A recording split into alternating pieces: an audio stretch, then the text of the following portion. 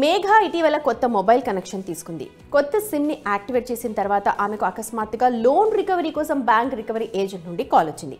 కానీ మేఘ ఎలాంటి లోన్ తీసుకోలేదు. ఆమెకు చాలా సార్లు అలాంటి కాల్స్ వచ్చాయి. మరో సమస్య వచ్చింది. మేఘ యూపీఐని ఉపయోగిస్తున్నందున యూపీఐని కొత్త నెంబర్తో లింక్ చేయడానికి ట్రై చేసింది. కానీ యూపీఐ లింక్ అవ్వలేదు. ఆమె నంబర్ ఇప్పటికే వేరొకరి యూపీఐకి లింక్ చేశారని తెలుసుకుంది. ఈ సమస్యలను ఎదుర్కొన్నది మేఘ ఒకరే కాదు. నిజానికి మేఘకు లభించిన సంఖ్య రీసైకిల్ చేసిన సిమ్ నంబర్. నివేదికల ప్రకారం టెలికాం కంపెనీలు ప్రతి నెల 1 కోటి సిమ్ నంబర్లను మార్కెట్కు పంపుతున్నాయి.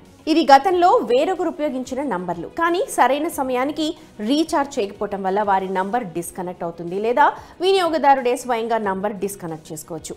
నిబంధనల ప్రకారం వినియోగదారు 6 నెలలుగా కనెక్షన్ని ఉపయోగించినప్పుడు లేదా ఆ వ్యవధిలో రీఛార్జ్ చేయకపోతే టెలికాం కంపెనీలు కనెక్షన్ని డిస్కనెక్ట్ చేస్తాయి.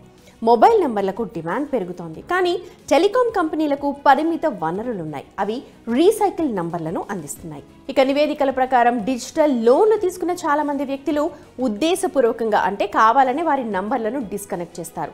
దీని ద్వారా లోన్ రికవరీ ఏజెంట్లు తర్వాత వారిని కాంటాక్ట్ చేయలేరు. రీసైకిల్ నంబర్లను తీసుకునే వారికి ఈ విధంగా నష్టం జరుగుతుంది.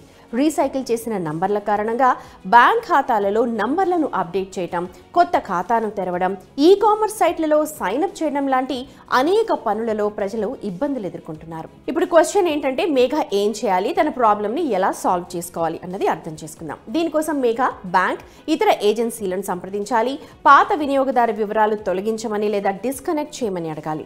ఆ నంబర్ను ఉపయోగించి ఏదైనా డిజిటల్ లోన్ లేదా యాప్ లేదా ఈ-కామర్స్ సైట్లో అకౌంట్ క్రియేట్ చేసుంటే వారి డేటాబేస్ నుంచి ఆ నెంబర్ను రిజిస్టర్ చేయమని వాళ్ళని అడగాలి. ఇక మీరు సిమ్ని పొందడానికి వెళ్ళినప్పుడు మీకు పూర్తిగా కొత్త నంబర్నే ఇవ్వమని టెలికాం కంపెనీ ప్రతినిధిని అడగాలి. చాలా మంది వ్యక్తులు అలాంటి అభ్యర్థనలు చేయరు. వారికి ఏ నెంబర్ ఇస్తారో దానినే తీసుకుంటారు.